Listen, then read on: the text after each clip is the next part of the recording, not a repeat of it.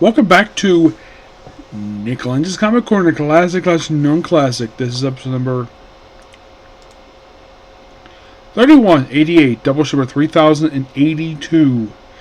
We have a Spawn trade and a Savage Dragon trade. First up from Spawn, we have Spawn Satan Saga Wars, which collects Spawn 256 to 262.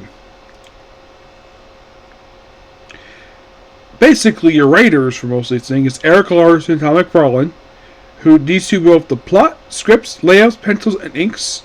The artwork for issue 56 done by John Boy and Simon Koritsky, who does also issue 257. Almost put 256. So, in these 7 issues, we have a guy in the hospital. It looks like he has an IV, and well, a cover, and we have this weird, the newspaper, basically the reporter guy. He gets infected with this demon, of course, basically, then he gets a conflict with Spawn. Now, by the way, this anchor guy has been around since the start of Spawn back in the 90s, and now he's demon. And we have this guy reading The Art of Tom McFarlane, that's interesting. And he's doing it inside a bathroom. And then we have Al Simmons kick door and says, "Get up, wipe your butt. We need to talk." Can I wait a few minutes? It can't. You talk about a tunnel. We have more stuff with Satan here, with the goth girl, and we have a strip club called Girls, where the girls, their chests are covered with these stars, just to basically so to see nipples, despite the fact that this book does not go under Comic Authority. And then we see the Violator. The clown, where he's all scarred up. I think this was Jim Downey who did this, or was Al Simmons, I'm not sure. He's all cut up, and then basically he says, "Oh crap, it's Al Simmons." And they chat for a bit, and then he becomes Spawn. And then the clown becomes a Violator, who also is stitched up just like the clown. Yep. Then we see Al at a garage where he's seeing a car. I think this is possibly when somebody knew who looked like it was burned. We see a guy come up to him. 2 guys come in the garage. And then we see this throne in the middle of this junkyard. Yep, and it's a clown. And he's confronted by an angel. And then here comes Spawn with his gigantic sword, tells him to knock it off.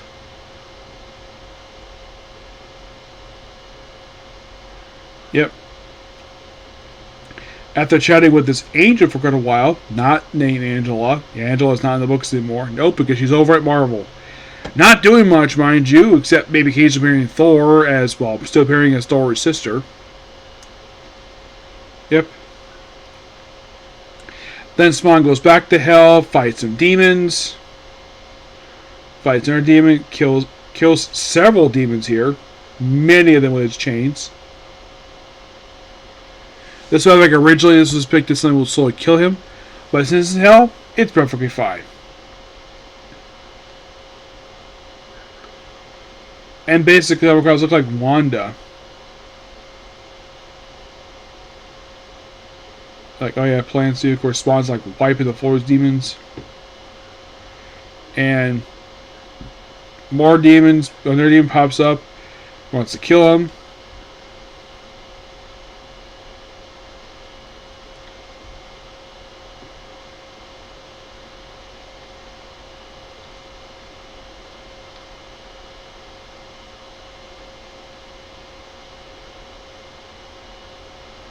He asks basically, "I need to know, where did we first kiss?" Tell him. "Behind the church in Miller's Pond." "Yep, it's her. You may offer recently, in exchange her life or a vessel you wear."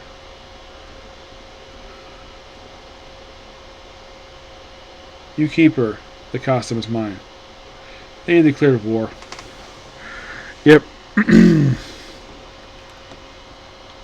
He's like, "I want her now." And of course he takes the chain. And he says, I'm sorry, Wanda, for what?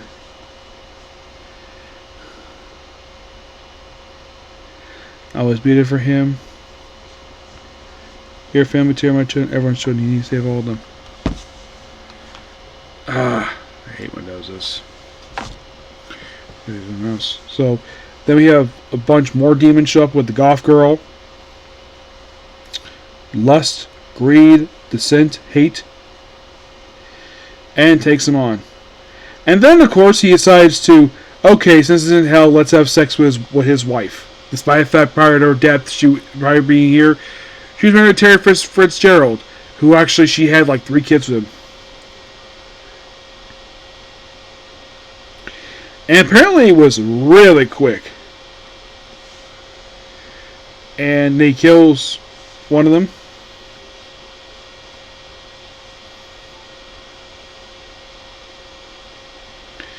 Yep.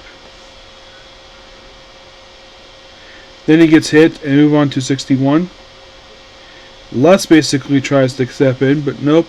Then we have more demon pop up here, and then really good action here. My gosh, it feels like this wraps like a complete story here. This one, and then 62 finally wraps the story and mentions like Satan. This time he's gone too far. Apparently this is Satan, and they're being insulted by God Himself. He's like, we have. It basically is like, you remember that condition?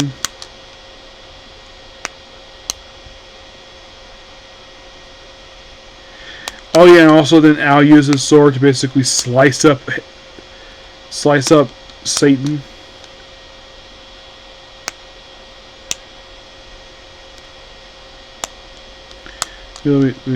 Child. Yes. Stop. I'm done. You want my house? Take it. It's yours. Because I don't want you cursing longer. I never did. Oh. I don't have a choice.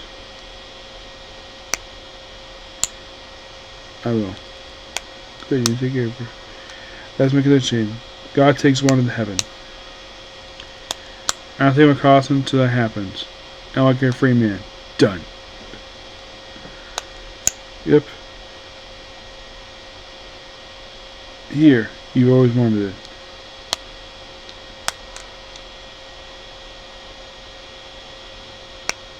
He gets back the costume, walks away.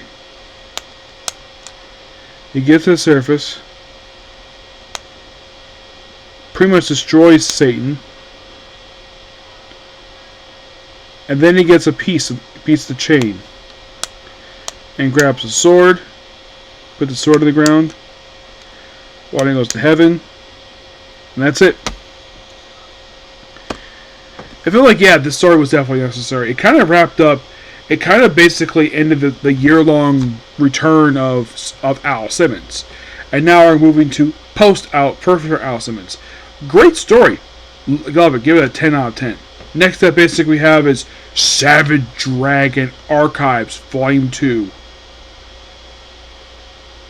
Which it collected issues 22 to 50 of Savage Dragon. In these issues, we do see the first time he does a little bit of multi-universe stuff. We also used to Angel, that's the blonde girl on the cover, a woman who actually becomes his wife several times due to marrying a couple different versions of her. Yep, we're also introduced to her daughter. Yeah, Angel's daughter, who later becomes the present day the second Angel. Rapture with Kate's vision here.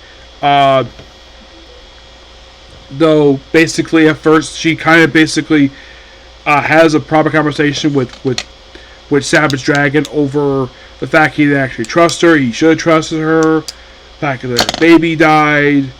Stuff like that. And he also gets in a fight with Sourface, which he dies and comes back later in the story.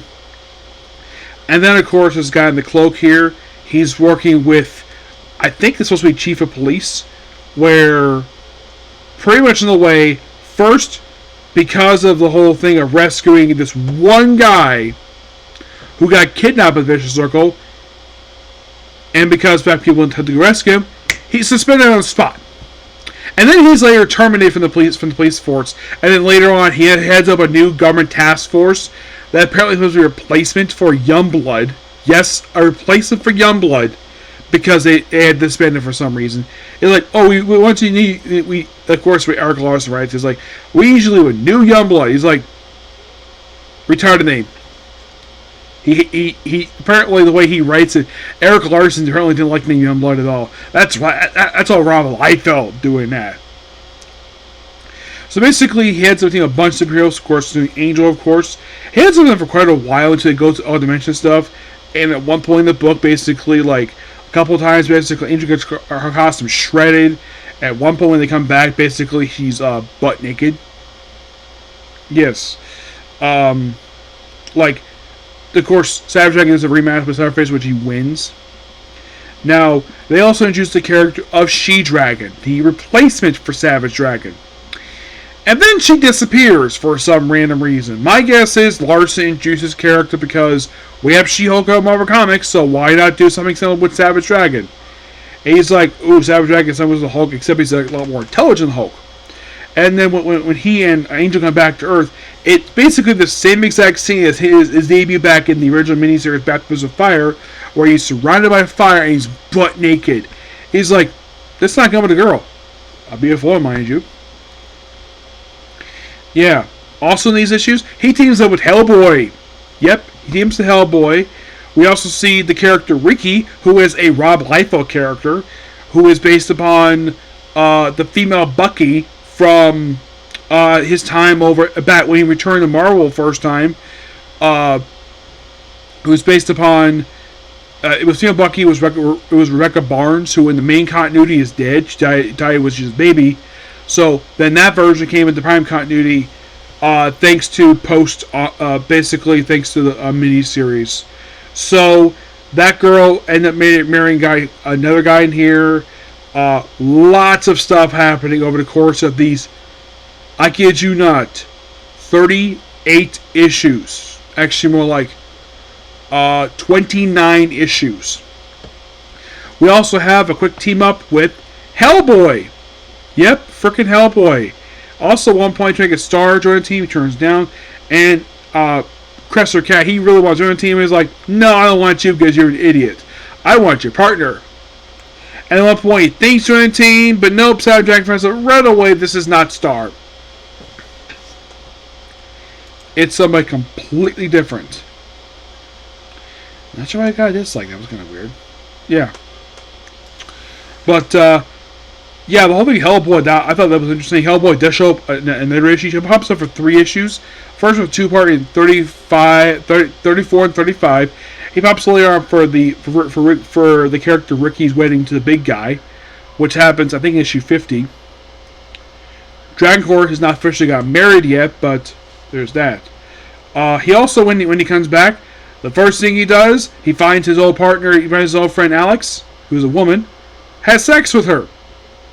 Yep, he has sex with about 2 or 3 different women across these issues. Not with Alex, but also another woman named Debbie. Angel, not yet. He will. Don't worry about that. Rapture, of course, basically, it's like their relationship at this point is more on and off. No, he hasn't done anything with her. It's like after their child died, they stopped having sex in the book. Yes. But it's Eric Larson. He thinks, though, basically, you read this book like, ooh, no comic authority. So let's pick characters having sex. Well, he's basically aftermath of having sex. Despite the fact he did pick a scene of basically of Dragon and Rapture in the shower together, and he might have to do it there, but yes. You might think, is Savage Dragon a porn comic? No. No, it's not. It's more action. The sex they have in the book is mostly put off panel.